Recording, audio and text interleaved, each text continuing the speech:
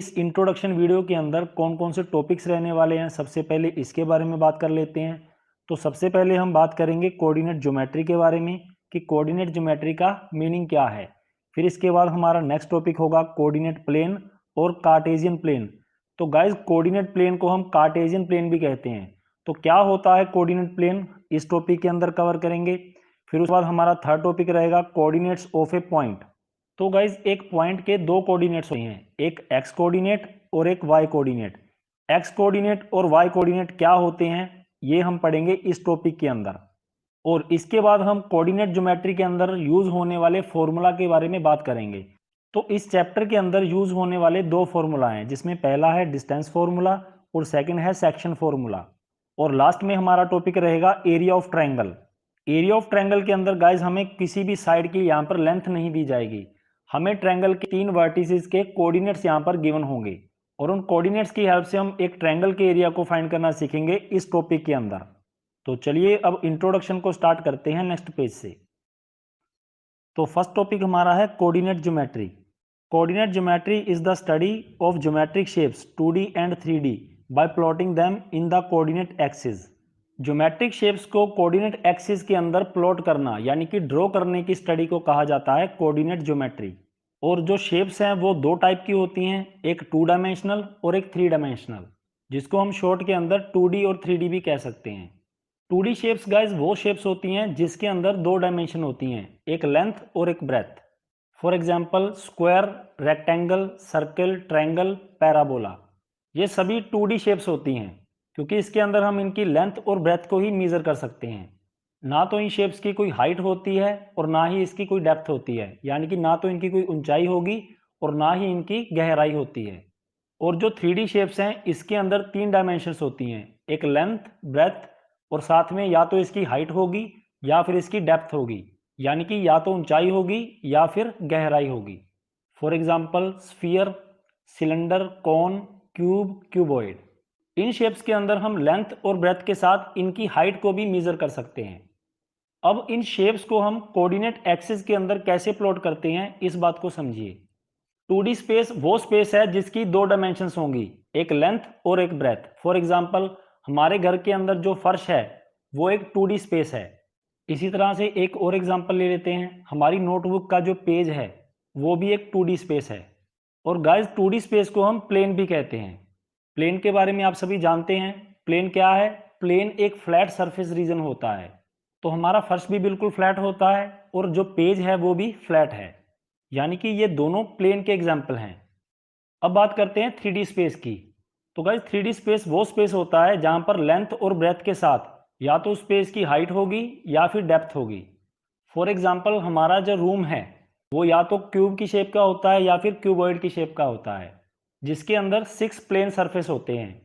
इन 6 plane surface में से 3 plane surface एक वर्टेक्स के ऊपर आकर मिलते हैं। तो इस तरह से बने हुए स्पेस को कहा जाता है 3D स्पेस, यानी कि 3D स्पेस 3 प्लेन का कॉम्बिनेशन होता है। अब देखिए गाइज, जिस स्पेस के अंदर जितनी डायमेंशंस होंगी उतने ही उसके एक्सिस होते हैं। 2 डायमेंशनल स्पेस के अंदर 2 डायमेंशंस होती हैं, तो इसके अंदर एक्सिस भी 2 होंगे। एक एक्सिस होता है एक्स एक्सिस और एक होता है वाई एक्सिस।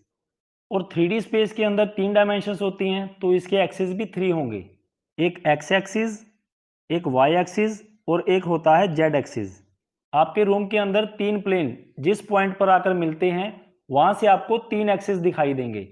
तो एक्स एक्सिस और वाई एक्सिस मिलकर जो प्लेन फॉर्म करते हैं उसको एक्स वाई प्लेन कहा जाता है। इसी तरह से वाई एक्सिस और जेड एक्सिस मिलकर जो प्लेन फॉर्म करेंगे उसको वाई जेड प्लेन कहेंगे। एक्स एक्सिस और जेड एक्सिस मिलकर जिस प्लेन को फॉर्म करते हैं उसको कहा जाता है एक्स जेड प्लेन। यानी कि 3D स्पेस के अंदर 3 प्लेन होते हैं, एक एक्स वाई प्लेन, एक वाई जेड प्लेन और एक एक्स जेड प्लेन। और 2D स्पेस के अंदर एक प्लेन होता है जिसको कहा जाता है एक्स वाई प्लेन। तो गाइस, जितनी भी 2D शेप्स हैं उनको ड्रॉ किया जाता है 2 कोऑर्डिनेट एक्सिस के ऊपर, यानी कि एक प्लेन के ऊपर। और 3D शेप्स को जहां पर ड्रॉ किया जा सकता है उसको कहते हैं 3 कोऑर्डिनेट एक्सिस, या फिर इसको 3 कोऑर्डिनेट सिस्टम भी कहते हैं। अब इसके बाद हमारा अगला टॉपिक है कोऑर्डिनेट प्लेन, जिसको कार्टेशियन प्लेन भी कहा जाता है। तो इसको समझने के लिए चलते हैं नेक्स्ट पेज पर। अब हम पढ़ेंगे कोऑर्डिनेट प्लेन और Cartesian plane. The coordinate plane is a 2 dimension surface formed by 2 number lines. एक 2 डायमेंशन सरफेस यानी कि 2D सरफेस जिसको हम प्लेन भी कहते हैं। तो कहने का मतलब है कि एक प्लेन के ऊपर जब हम 2 नंबर्स लाइन को ड्रॉ कर देते हैं तो वो हमारा क्या बन जाता है, कोऑर्डिनेट प्लेन, जिसको कार्टेशियन प्लेन भी कहा जाता है। देखिए गाइज, 9th क्लास में आपने ग्राफ बनाना सीखा था। और ग्राफ क्या है? ग्राफ एक प्लेन है। प्लेन का मतलब ग्राफ एक फ्लैट सरफेस रीजन है। तो ग्राफ के ऊपर अगर हम इस तरह से 2 नंबर लाइंस को ड्रॉ कर दें तो वो हमारा क्या बन जाएगा, coordinate plane. 1 number line is horizontal and is called the x axis. और इन नंबर लाइंस में से जो लाइन हॉरिजॉन्टल है उसको एक्स एक्सिस कहा जाता है। The other number line is vertical number line and is called the y axis. और जो वर्टिकल नंबर लाइन है उसको कहते हैं y axis. The two axis meet at a point called the origin. और जिस पॉइंट पर ये दोनों एक्सिस मीट करते हैं उस पॉइंट को ओरिजन कहा जाता है। ओरिजन के राइट हैंड साइड पर जो एक्सिस है वो हमारा एक्स पॉजिटिव होता है और ओरिजन के राइट हैंड साइड में जो एक्सिस है वो होता है एक्स नेगेटिव। इसी तरह से ओरिजन के ऊपर की तरफ जो एक्सिस है वो हमारा वाई पॉजिटिव होता है और ओरिजन से नीचे की तरफ जो एक्सिस है वो होता है वाई नेगेटिव। तो इस तरह से ये दोनों एक्सिस पूरे प्लेन को 4 क्वाड्रेंट्स में डिवाइड करते हैं। इस वाले क्वाड्रेंट को फर्स्ट क्वाड्रेंट कहा जाता है, इसको कहते हैं सेकंड क्वाड्रेंट, ये होता है थर्ड क्वाड्रेंट और ये होता है फोर्थ क्वाड्रेंट। तो फर्स्ट क्वाड्रेंट के अंदर एक्स पॉजिटिव वाई पॉजिटिव, यानी कि इस क्वाड्रेंट के अंदर अगर हम कोई भी पॉइंट लें तो उस पॉइंट के लिए एक्स कोऑर्डिनेट भी पॉजिटिव होगा और वाई कोऑर्डिनेट भी पॉजिटिव होगा। और सेकंड क्वाड्रेंट के अंदर किसी भी पॉइंट के लिए एक्स कोऑर्डिनेट नेगेटिव होता है और वाई कोऑर्डिनेट पॉजिटिव। फिर इसके बाद थर्ड क्वाड्रेंट के अंदर एक्स भी नेगेटिव और वाई भी नेगेटिव, यानी कि इस क्वाड्रेंट के अंदर जो भी पॉइंट होगा उस पॉइंट के लिए एक्स कोऑर्डिनेट भी नेगेटिव होगा और वाई कोऑर्डिनेट भी नेगेटिव होगा। और फोर्थ क्वाड्रेंट के अंदर एक्स पॉजिटिव और वाई नेगेटिव, यानी कि इस क्वाड्रेंट के अंदर जो भी पॉइंट है उस पॉइंट के लिए एक्स कोऑर्डिनेट पॉजिटिव होता है और y coordinate negative. We can use the coordinate plane to locate points.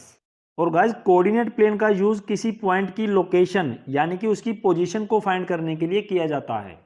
और कोऑर्डिनेट प्लेन के अंदर जो एक्सिस हैं, एक्स एक्सिस और वाई एक्सिस, ये दोनों एक दूसरे पर परपेंडिकुलर होते हैं और एक दूसरे को इंटरसेक्ट भी करते हैं। और इसके बाद हमारा अगला टॉपिक है कोऑर्डिनेट्स ऑफ ए पॉइंट। तो उसके लिए चलते हैं नेक्स्ट पेज पर।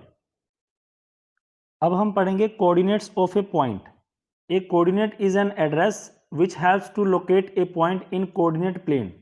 कोऑर्डिनेट प्लेन के अंदर किसी पॉइंट को लोकेट करने के लिए कोऑर्डिनेट्स हमारी हेल्प करते हैं, जिसमें से एक होता है एक्स कोऑर्डिनेट और एक होता है वाई कोऑर्डिनेट।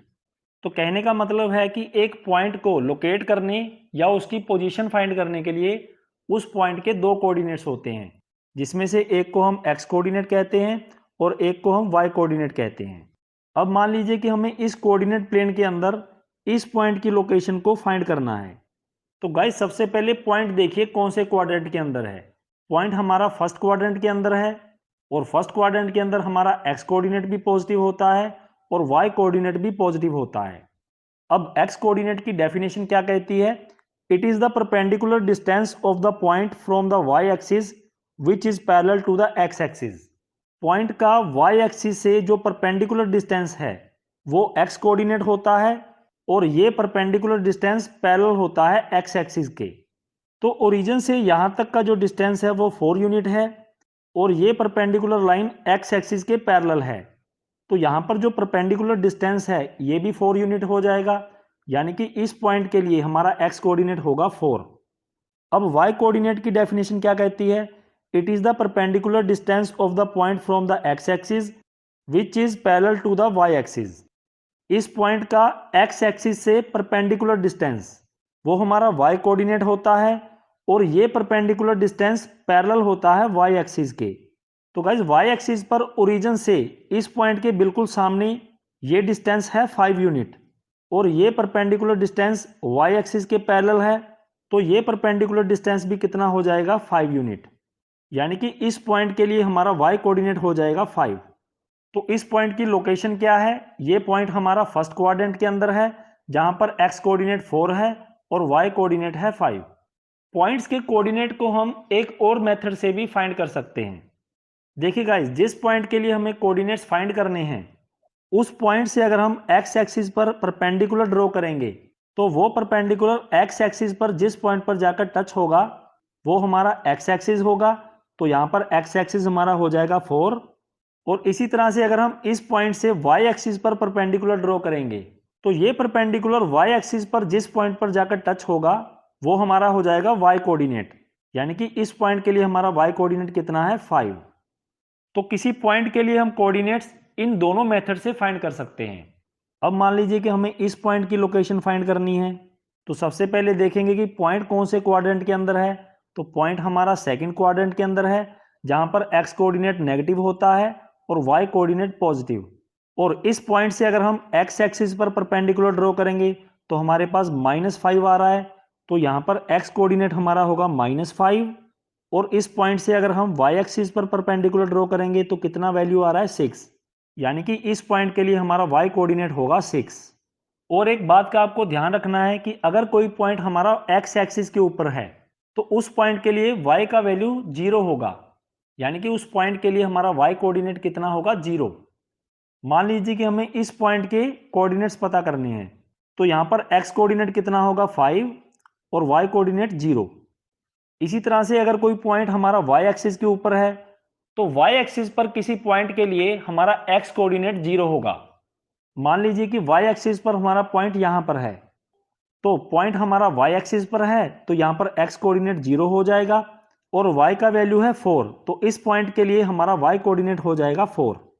अब हम इसके बाद इस चैप्टर के अंदर यूज होने वाले फॉर्मूलाज के बारे में पढ़ेंगे, जिसमें से हमारा पहला फॉर्मूला है डिस्टेंस फॉर्मूला। तो उसको समझने के लिए चलते हैं नेक्स्ट पेज पर। तो गाइस, डिस्टेंस फॉर्मूला का यूज किया जाता है एक कोऑर्डिनेट प्लेन के ऊपर दो पॉइंट्स के बीच के डिस्टेंस को फाइंड करने के लिए। जैसे मान लीजिए कि इस कोऑर्डिनेट प्लेन के ऊपर यहां पर एक पॉइंट है A जिसके कोऑर्डिनेट्स हैं x1 और y1। तो इस पॉइंट के बिल्कुल सामने x एक्सिस पर ये हमारा वैल्यू होगा x1 और इस पॉइंट के बिल्कुल सामने y एक्सिस पर ये वैल्यू हमारा होगा y1। और एक कोई दूसरा पॉइंट हम यहां पर ले लेते हैं B जिसके कोऑर्डिनेट्स हैं x2 और y2। तो इस पॉइंट से x एक्सिस पर यहां पर जो वैल्यू होगा वो x2 होगा और इस पॉइंट के बिल्कुल सामने y एक्सिस पर यहां पर जो वैल्यू है वो होगा y2। अब इसके बाद हम पॉइंट A और B से x एक्सिस पर परपेंडिकुलर ड्रॉ करेंगे और जहां पर ये दोनों परपेंडिकुलर x एक्सिस को टच कर रहे हैं उन पॉइंट्स को हम नेम दे देते हैं पॉइंट C और ये पॉइंट D। अब हम पॉइंट से लाइन BD पर परपेंडिकुलर ड्रॉ करेंगे, तो इस तरह से यहां पर जो एंगल है वो 90 डिग्री का होगा और इस पॉइंट को हम नेम दे देते हैं पॉइंट E। फिर इसके बाद हम पॉइंट A और B को ज्वाइन करेंगे, तो इस तरह से हमारे पास एक राइट ट्रायंगल बन गया है, ट्रायंगल AEB, जिसके अंदर एंगल E 90 डिग्री का है। तो देखिए गाइज, इस ट्रायंगल के अंदर जो AE ये x एक्सिस के पैरेलल है और x एक्सिस पर ओरिजिन से यहां तक कितना डिस्टेंस है x2 और ओरिजिन से यहां तक कितना डिस्टेंस है x1। तो अगर हम x2 डिस्टेंस से x1 डिस्टेंस को सब्ट्रैक्ट कर दें तो हमारे पास ये डिस्टेंस रह जाएगा जो कि इस ट्रायंगल के बेस के पैरेलल है। तो ये डिस्टेंस कितना है x2 माइनस x1 और ये डिस्टेंस पैरेलल है बेस AE के, यानी कि AE का वैल्यू कितना हो गया x2 माइनस x1। इसी तरह से जो BE है वो y एक्सिस के पैरेलल है और y एक्सिस पर ओरिजिन से लेकर इस पॉइंट तक ये डिस्टेंस है y2 और ओरिजिन से लेकर इस पॉइंट तक ये डिस्टेंस है y1। तो ये डिस्टेंस किसके इक्वल होगा y2 माइनस y1 और ये डिस्टेंस पैरेलल है BE के, तो BE का वैल्यू हो जाएगा y2 माइनस y1। अब देखिए गाइज, ये ट्रायंगल एक राइट ट्रायंगल है तो इस पर हम पाइथागोरस थ्योरम अप्लाई कर सकते हैं। और पाइथागोरस थ्योरम क्या कहती है कि हाइपोटेन्यूज का जो स्क्वायर है वो इक्वल होता है बेस का स्क्वायर प्लस परपेंडिकुलर का स्क्वायर। तो इस राइट ट्रायंगल के अंदर हाइपोटेन्यूज साइड कौन सी है जो 90 डिग्री के ऑपोजिट है, यानी कि साइड AB। तो AB का स्क्वायर इज इक्वल टू में ये हो जाएगा बेस का स्क्वायर और बेस यहां पर क्या है AE जिसका वैल्यू है x2 माइनस x1, तो ये हो जाएगा x2 माइनस x1 का होल स्क्वायर प्लस में परपेंडिकुलर स्क्वायर, और इस ट्रायंगल के अंदर परपेंडिकुलर साइड कौन सी है, साइड BE, जिसका वैल्यू है y2 माइनस y1, तो ये हो जाएगा y2 माइनस y1 का होल स्क्वायर। अब हमें पॉइंट A से पॉइंट B का डिस्टेंस फाइंड करना है, यानी कि साइड AB, और यहां पर हमारे पास AB का स्क्वायर है, इसलिए हम दोनों साइड में स्क्वायर रूट लेंगे। तो स्क्वायर रूट लेने पर यह बन जाएगा AB स्क्वायर, इसको लिखेंगे स्क्वायर रूट के अंदर, और इज इक्वल टू में कितना है x2 माइनस x1 इसका whole square plus y2 minus y1 इसका होल स्क्वायर, और इसके ऊपर लेंगे स्क्वायर रूट।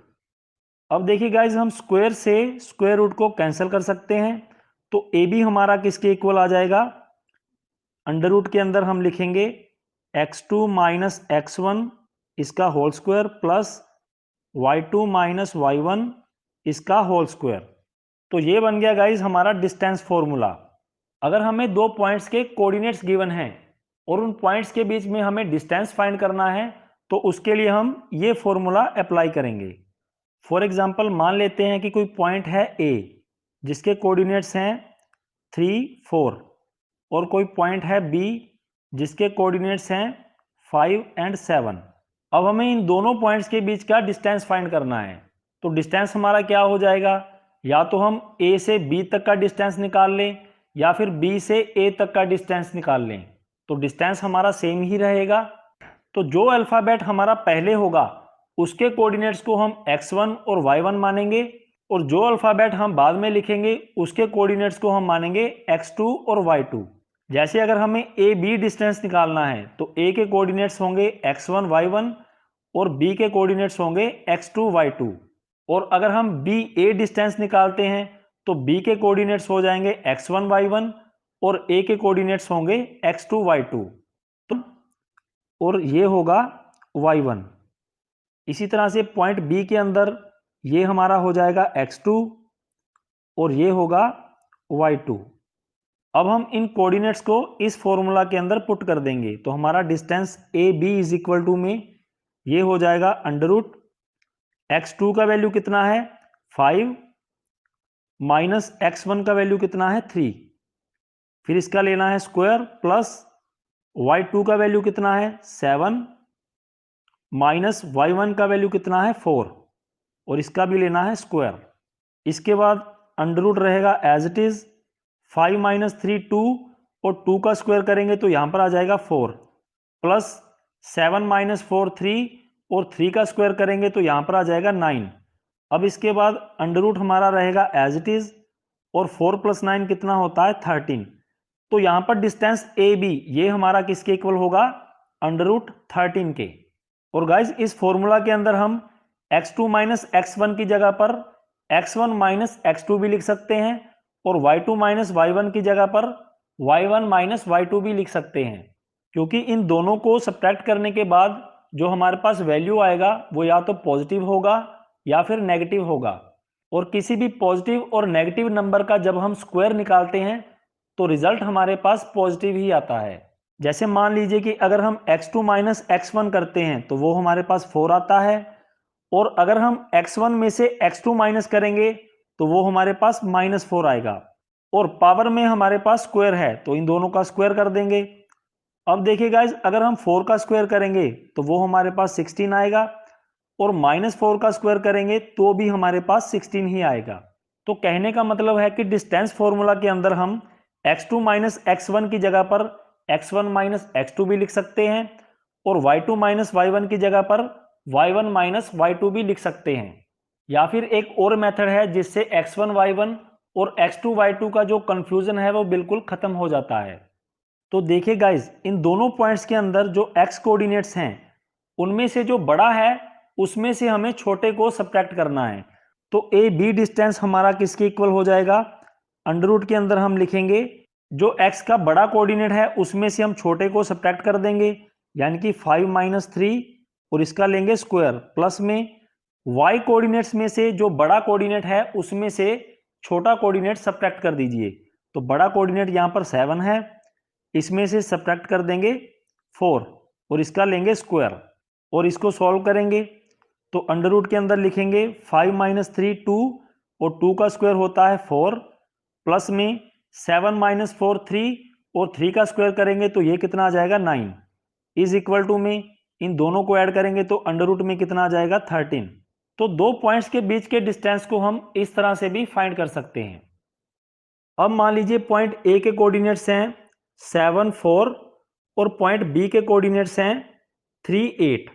तो यहां पर distance A B is equal to में ये कितना हो जाएगा अंडर रूट के अंदर लिखेंगे एक्स कोऑर्डिनेट्स में से जो बड़ा कोऑर्डिनेट है 7 उसमें से छोटा कोऑर्डिनेट सब्ट्रैक्ट कर देंगे 3 और इसका लेंगे स्क्वायर प्लस वाई कोऑर्डिनेट्स में से जो बड़ा कोऑर्डिनेट है 8 इसमें से सब्ट्रैक्ट कर देंगे छोटा कोऑर्डिनेट 4 और इसका हमें लेना है स्क्वायर। अब अंडर रूट के अंदर 7 - 3 4 और 4 का स्क्वायर होता है 16 और 8 - 4 करने पर ये भी 4 आ जाएगा और 4 का स्क्वायर करेंगे तो ये भी कितना होगा 16। अब 16 + 16 तो ये हो जाएगा अंडर रूट के अंदर 32। तो गाइस दो पॉइंट्स के बीच के डिस्टेंस को हम इस तरह से फाइंड कर सकते हैं। इसके बाद हमारा नेक्स्ट फॉर्मूला है सेक्शन फॉर्मूला, तो उसको समझने के लिए चलते हैं नेक्स्ट पेज पर। अब हम करेंगे सेक्शन फॉर्मूला। तो देखिए गाइज अगर हमें एक लाइन सेगमेंट दिया गया है और उस लाइन सेगमेंट्स के एंड पॉइंट्स के हमें कोऑर्डिनेट्स दिए गए हैं, जैसे ए बी यहाँ पर एक लाइन सेगमेंट है, इसके एंड पॉइंट्स हैं ए और बी। ए पॉइंट के कोऑर्डिनेट्स हैं x1 y1 और बी पॉइंट के कोऑर्डिनेट्स हैं x2 y2। और इस लाइन सेगमेंट पर एक पॉइंट है C जिसके कोऑर्डिनेट्स हैं x और y।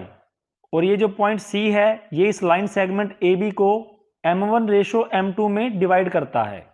तो यहाँ पर पॉइंट C के कोऑर्डिनेट्स x और y को फाइंड करने के लिए जो फॉर्मूला अप्लाई होगा उसको कहते हैं सेक्शन फॉर्मूला। तो अब हम सेक्शन फॉर्मूला को डिराइव करना सीखेंगे। तो सबसे पहले हमें क्या करना है, हमें पॉइंट A, C और B से x एक्सिस पर परपेंडिकुलर ड्रॉ करना है। अब पॉइंट A से जो परपेंडिकुलर हमने x एक्सिस पर ड्रॉ किया है ये इस पॉइंट पर टच कर रहा है, तो यहाँ पर हमारा वैल्यू कितना होगा x1। और जो परपेंडिकुलर हमने पॉइंट C से ड्रॉ किया है वो इस पॉइंट पर टच कर रहा है, तो यहाँ पर हमारा वैल्यू क्या होगा x, क्योंकि x1 पॉइंट A का कोऑर्डिनेट है और x पॉइंट C का कोऑर्डिनेट है। और जो परपेंडिकुलर हमने पॉइंट B से ड्रॉ किया है वो यहाँ पर टच कर रहा है, तो इसका वैल्यू कितना हो जाएगा x2। इसी तरह से पॉइंट A के सामने y एक्सिस पर यहाँ पर वैल्यू हो जाएगा y1 और पॉइंट C के सामने y एक्सिस पर इसका वैल्यू हो जाएगा y और पॉइंट B के सामने y एक्सिस पर यहाँ पर जो वैल्यू होगा वो होगा y2। अब x एक्सिस पर जो पॉइंट्स हैं इनको हम नेम देंगे पॉइंट D, पॉइंट E और पॉइंट F। फिर इसके बाद पॉइंट A से लाइन CE पर एक परपेंडिकुलर ड्रॉ करेंगे और इस पॉइंट को नेम देंगे पॉइंट G। और पॉइंट G पर जो एंगल है वो 90 डिग्री का होगा क्योंकि हमने परपेंडिकुलर ड्रॉ किया है। फिर इसके बाद पॉइंट C से लाइन BF पर एक परपेंडिकुलर ड्रॉ करेंगे और इस पॉइंट को नेम देंगे पॉइंट H। और पॉइंट H पर भी एंगल 90 डिग्री का होगा क्योंकि हमने C से परपेंडिकुलर ड्रॉ किया है BF पर। अब देखिए यहाँ पर दो ट्रायंगल्स बन रही हैं, ट्रायंगल ACG और ट्रायंगल CBH। अब देखिए गाइज इस ट्रायंगल के अंदर G एंगल 90 डिग्री का है और बड़ी ट्रायंगल के अंदर H एंगल 90 डिग्री का है। तो angle G is equal to में एंगल H और रीजन क्या लिखेंगे, ईच इज इक्वल टू में 90 डिग्री। और इस ट्रायंगल के अंदर जो एंगल A है और बड़ी ट्रायंगल के अंदर जो एंगल C है ये दोनों भी इक्वल होंगे क्योंकि ये कोरोस्पोंडिंग एंगल्स हैं। क्योंकि लाइन AG और CH ये दोनों x एक्सिस के पैरेलल हैं, इसका मतलब है कि ये दोनों लाइंस भी आपस में पैरेलल होंगी और लाइन AB इन दोनों पैरेलल लाइंस को इंटरसेक्ट कर रही है। तो angle A is equal to में एंगल C हो जाएगा क्योंकि ये कोरोस्पोंडिंग एंगल्स हैं। तो ट्रायंगल ACG के अंदर एंगल A इक्वल है ट्रायंगल CBH के अंदर एंगल C के, और रीजन में हम लिखेंगे कोरोस्पोंडिंग एंगल्स। तो देखिए गाइस 6th चैप्टर में हमने पढ़ा था कि अगर दो ट्रायंगल्स के दो एंगल इक्वल हैं तो वो दोनों ट्रायंगल्स सिमिलर होती हैं। इसका मतलब है कि ये दोनों ट्रायंगल्स यहाँ पर सिमिलर ट्रायंगल्स हैं। अब देखिए गाइस एंगल G इक्वल है एंगल H के, तो यहाँ पर G लिखेंगे और यहाँ पर h। फिर इसके बाद एंगल ए इक्वल है एंगल सी के, तो यहाँ पर एंगल ए लिखेंगे और यहाँ पर एंगल सी। अब देखिए ट्रायंगल ए सी जी के अंदर ए और जी हमने लिख लिया है, तो क्या बच गया सी, तो लास्ट में लिख देंगे सी। और ट्रायंगल सी बी एच के अंदर सी एच हमने लिख लिया है, तो क्या बच गया बी, तो यहाँ पर लिख देंगे बी। यानी कि ट्रायंगल ए जी सी और ट्रायंगल सी एच बी ये दोनों सिमिलर ट्रायंगल्स हैं, और सिमिलर ट्रायंगल्स की करस्पॉन्डिंग साइड्स का रेशियो इक्वल होता है। अगर हम ए जी साइड लेंगे तो इसकी करस्पॉन्डिंग साइड क्या होगी सी एच, तो अपॉन में सी एच लिख देंगे, इज इक्वल टू अगर हम जी सी साइड लेंगे तो इसकी करस्पॉन्डिंग साइड क्या होगी, जी सी का करस्पॉन्डिंग होगा H B, is equal to में अगर हम ए सी साइड लेते हैं तो इसकी करस्पॉन्डिंग साइड क्या होगी सी बी, तो अपॉन में आ जाएगा सी बी। अब हम इन सभी साइड्स की वैल्यूज निकालेंगे। तो देखिए गाइज ए जी का वैल्यू कितना होगा, ओरिजिन से पॉइंट ई तक का डिस्टेंस कितना है x, और ओरिजिन से पॉइंट डी तक का डिस्टेंस कितना है x1। तो डी ई डिस्टेंस हमारे पास कितना आ जाएगा x माइनस x1, और डी ई पैरेलल है ए जी के, तो इसका मतलब है कि ए जी का वैल्यू कितना हो जाएगा x माइनस x1 अपॉन में सी एच का वैल्यू क्या होगा, सी एच पैरेलल है ई एफ के, और ओरिजिन से एफ पॉइंट तक का डिस्टेंस कितना है x2, और ओरिजिन से ई पॉइंट तक का डिस्टेंस कितना है x, तो ई एफ डिस्टेंस हमारा कितना हो जाएगा x2 माइनस एक्स, और ई एफ पैरेलल है सी एच के, तो सी एच का वैल्यू क्या हो जाएगा x2 minus x is equal to में। अब हमें जी सी डिस्टेंस फाइंड करना है, तो जी सी डिस्टेंस कैसे फाइंड करेंगे, अगर हम ई सी डिस्टेंस में से ई जी डिस्टेंस को सब्ट्रैक्ट कर दें तो हमारे पास जी सी डिस्टेंस आ जाएगा।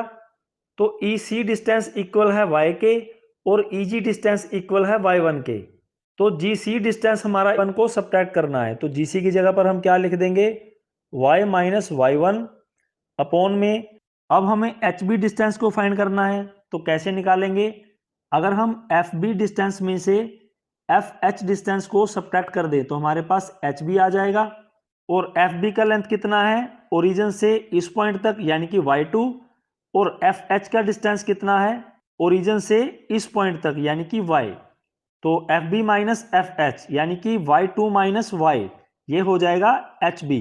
तो एच बी की जगह पर हम क्या लिख देंगे y2 minus y is equal to में ए सी कितना है, ए सी हमारे पास m1 है अपॉन में सी बी कितना है, सी बी हमारे पास m2 है। अब देखिए गाइस ये तीनों रेशियोज हमारे पास इक्वल हैं, तो यहां से हम x और y की वैल्यू को फाइंड करेंगे। तो देखिए अगर हम फर्स्ट रेशियो और थर्ड रेशियो को इक्वल रखते हैं तो क्या आएगा, हमारे पास आएगा x minus x1 upon x2 minus x is equal to में m1 अपॉन m2। इसके बाद इनका कर देंगे क्रॉस मल्टीप्लाई, तो क्या आ जाएगा m2 मल्टीप्लाई में x minus x1 is equal to में m1 into x2 minus x. अब m2 को इसके साथ मल्टीप्लाई कर देंगे और m1 को इसके साथ, तो क्या आ जाएगा m2 मल्टीप्लाई में x माइनस m2 मल्टीप्लाई में x1 इज इक्वल टू में m1 into x2 minus m1 into x. अब जो x वाली टर्म्स हैं उसको हम एक साइड में रख लेंगे और जो दूसरी टर्म्स है उसको हम एक साइड में शिफ्ट कर लेंगे, तो m2x यहाँ पर रहेगा एज इट इज, यहाँ पर माइनस m1x है इसको इधर शिफ्ट कर देंगे, तो ये 2x2 plus m2 into x1, तो x का वैल्यू कितना आएगा x इज इक्वल टू में m1 x2 plus m2 x1 रहेगा एज इट इज अपॉन में, ये यहां पर मल्टीप्लाई में है इधर शिफ्ट कर देंगे तो डिवाइड हो जाएगा, तो डिवाइड में कितना लिखेंगे m1 प्लस m2। तो इस पॉइंट C के लिए यहां पर x कोऑर्डिनेट कितना है m1 into x2 plus m2 into x1 upon में m1 प्लस m2। अब हम y कोऑर्डिनेट को फाइंड करेंगे, तो यहां पर इसको हम इरेज कर लेते हैं। तो y कोऑर्डिनेट फाइंड करने के लिए हम सेकंड फ्रैक्शन और थर्ड फ्रैक्शन को इक्वल रखेंगे, तो क्या आ जाएगा y माइनस y1 अपॉन में है y2 minus y is equal to में है m1 अपॉन m2। अब इसके बाद इनका कर देंगे क्रॉस मल्टीप्लाई, तो क्या आ जाएगा m2 मल्टीप्लाई में y minus y1 is equal to में m1 मल्टीप्लाई में y2 माइनस वाई। अब m2 को इसके साथ मल्टीप्लाई कर देते हैं और m1 को इसके साथ, तो क्या आ जाएगा m2 into y minus m2 into y1 is equal to में m1 into y2 minus m1 into Y. अब जो y वाली टर्म्स है उसको हम एक साइड में शिफ्ट कर लेंगे, तो m2y यहाँ पर रहेगा एज इट इज, यहाँ पर माइनस m1y है, इसको इधर शिफ्ट कर देंगे तो ये प्लस हो जाएगा m1y इज इक्वल टू में m1y2 यहाँ पर रहेगा एज इट इज, यहाँ पर माइनस m2y1 है, इसको इधर शिफ्ट कर देंगे तो क्या बन जाएगा प्लस m2y1। अब यहाँ से हम y को कॉमन ले सकते हैं, तो y को लेंगे कॉमन, यहाँ पर क्या रह जाएगा m1 plus m2 is equal to में m1y2 plus m2 into y1। अब यहाँ से y का वैल्यू कितना आएगा, y इज इक्वल टू में ये यहाँ पर रहेगा as it is m1y2 plus m2 into y1 upon में ये यहाँ पर मल्टीप्लाई में है, इधर शिफ्ट कर देंगे तो डिवाइड हो जाएगा, तो यहाँ पर आ जाएगा m1 प्लस m2। यानी कि इस पॉइंट के लिए y कोऑर्डिनेट किसके इक्वल हो, यानी कि इन दोनों का रेशो अगर 1:1 हो, m1 ratio m2 is equal to में ये हमारे पास अगर 1:1 है तो x कोऑर्डिनेट हमारा इक्वल हो जाएगा m1 भी यहाँ पर 1 है और m2 भी यहाँ पर 1 है, तो x इज इक्वल टू में हमारे पास कितना आ जाएगा x2 इंटू 1 x2 प्लस में x1 इंटू 1 x1 और अपॉन में कितना आ जाएगा m1 भी 1 है और m2 भी 1 है, तो 1 प्लस 1 कितना हो जाएगा 2। अगर m1 ratio m2 is equal to में 1:1 है तो x कोऑर्डिनेट इक्वल होता है x1 प्लस x2 अपॉन में 2। इसी तरह से y कोऑर्डिनेट किसके इक्वल होगा, y2 into 1 y2 plus y1 into 1 y1 और अपॉन में 1 प्लस 1 2। यानी कि अगर m1 ratio m2 is equal to में 1:1 है तो y कोऑर्डिनेट हमारा किसके इक्वल होता है y1 प्लस y2 अपॉन में 2। इसके बाद हमारा अगला टॉपिक है एरिया ऑफ ट्रायंगल, तो इसको सीखने के लिए चलते हैं नेक्स्ट पेज पर। अब लास्ट में है एरिया ऑफ ट्रायंगल। तो देखिए गाइस, ट्रायंगल के एरिया को फाइंड करने का फॉर्मूला हमें पता है, ये होता है 1/2 मल्टीप्लाई में बेस मल्टीप्लाई में हाइट। अगर हमें ट्रायंगल का बेस पता हो और ट्रायंगल की हाइट पता हो तो हम इस फॉर्मूला को अप्लाई करके ट्रायंगल का एरिया फाइंड कर सकते हैं। लेकिन अगर हमें एक ट्रायंगल के तीनों वर्टिसेस के कोऑर्डिनेट्स गिवन हो तब ट्रायंगल के एरिया को फाइंड करने के दो मेथड होते हैं। या तो हम डिस्टेंस फॉर्मूला की हेल्प से पहले तीनों साइड्स की लेंथ को फाइंड कर लेंगे और फिर उसके बाद हम हीरोन फॉर्मूला से ट्रायंगल का एरिया फाइंड कर सकते हैं, और हीरोन फॉर्मूला आप 9th क्लास में भी कर चुके हैं। जैसे यहाँ पर हमें तीनों वर्टिसेस के कोऑर्डिनेट्स पता है, ए के कोऑर्डिनेट्स हैं x1 y1, बी के कोऑर्डिनेट्स हैं x2 y2 और सी के कोऑर्डिनेट्स हैं x3 y3। तो डिस्टेंस फॉर्मूला की हेल्प से हम पहले ए बी डिस्टेंस निकाल लेंगे, यानी कि ए बी की लेंथ फाइंड कर लेंगे, फिर बी सी लेंथ फाइंड कर लेंगे, फिर ए सी लेंथ को फाइंड कर लेंगे, और तीनों लेंथ फाइंड करने के बाद यानी कि तीनों साइड्स निकालने के बाद हीरोन फॉर्मूला अप्लाई करके ट्रायंगल का एरिया निकाल लेंगे। या फिर एक और मेथड है जिसकी हेल्प से हम ट्रायंगल का एरिया फाइंड कर सकते हैं।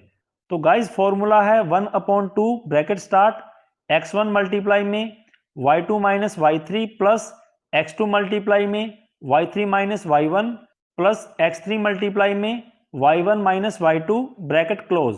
और गाइस इस फॉर्मूला को कैसे डेराइव करना है इसके लिए एक अलग